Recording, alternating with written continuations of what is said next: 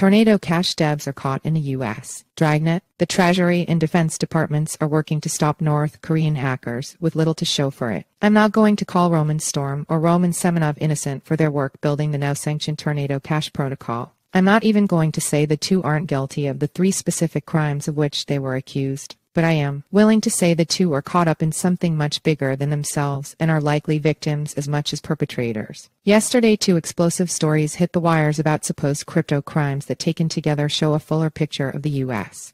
government's interest in Tornado Cash. In addition to the Romans getting charged, the FBI also issued a warning that North Korea is preparing to cash out millions in stolen crypto. This is an excerpt from the Node newsletter, a daily roundup of the most pivotal crypto news on CoinDesk and beyond. You can subscribe to get the full newsletter here. If the connection isn't immediately obvious, it helps to know that in its indictment the Department of Justice made pains to note that the Hermit Kingdom's infamous Lazarus Group accounted for hundreds of millions of dollars of the $1 billion in illicit funds the Romans allegedly helped launder by building Tornado Cash. In other words, the legal action taken against Tornado Cash is bound up in a geopolitical conflict between the U.S. and North Korea. In other words, both the smart contract itself and the Romans are caught up in a massive U.S. Dragnet, so far unable to actually persecute North Korea itself or bring to justice any suspected hackers, who are thought to be funding the wayward country's nuclear missiles program, no less. The U.S. government is making an example out of a couple cryptocurrency coders. The actual crimes almost don't matter. Instead, the prosecution of Storm Semenov and their colleague Alexei Pertsev, who faces trial in the Netherlands, is supposed to stand for the international community of good guy nations going hard against an international pariah. Considering the countless resources that flow to law enforcement in the U.S., the technology and spycraft available, you have to wonder, is this the best they can do? This is more lit crit than evidence, but consider the DOJ presser's deck that bit under the headline that's supposed to sum up the story and highlight why it matters. Concurrent Treasury sanctions and DOJ indictments hold to account founders of mixing service that laundered stolen virtual assets for North Korea. The trouble is, you can sanction Tornado Cash and charge its founders with any imaginable crime, but that isn't going to shut off the actual smart contract. Storm and Semenov are being charged with facilitating money laundering for writing and publishing self-executing code that will continue to function, i.e., continue laundering funds whether they're in jail or not. Not only that, but Tornado Cash will continue laundering funds for North Korea because the code itself is agnostic to who is using it. There's no semantic debate about it. There's no AI to question whether it knows if what it's doing is right or wrong.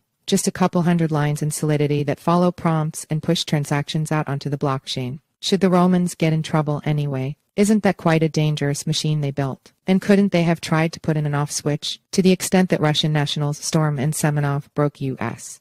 law by neglecting the appropriate Know Your Customer, KYC or anti-money laundering AML protections and FinCEN money transmitting business registrations? Then, maybe sure, there's enough justification to bring them to trial. But the whole money laundering thing freaks me out. It's true. I don't know enough about the case to say whether they were actually national defense risks who were working in tandem with North Korea to launder funds to build bombs.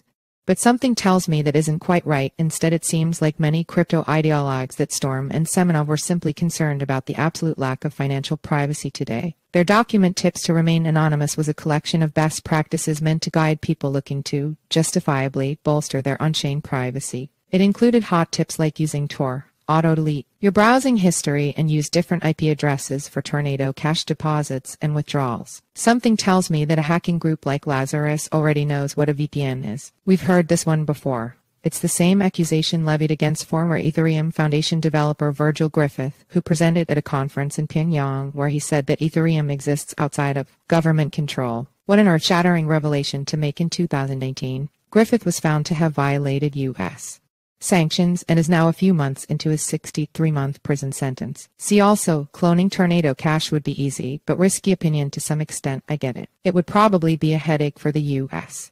if there were dozens of Virgil Griffiths in the world making contact with state enemies, and few would ever be as doe-eyed and innocent as the real Virgil Griffith seemed to be. Likewise, crypto mixers undoubtedly present a problem for financial enforcers, especially if they exist in a state like Tornado Cash pre-2022, when it was an open question whether using it was illegal. The trouble is the twisting logic it takes for the government to shut these systems down. There are, as Coin Center argues, legitimate First Amendment rights that protect developers who write code. There are legitimate needs for privacy in the world. And the suggestion that every dollar that passes through a mixer is laundered is a pernicious way of ignoring all the legitimate uses of blockchain and legitimate reasons for wanting anonymity, and it's troubling how often this idea comes up. But even if the existence of something like Tornado Cash is an issue of national security, it wouldn't be right to ask people to trade in liberty for security. I mean, burner phones can often be untraceable, causing trouble for police. And to that I say, deal with it.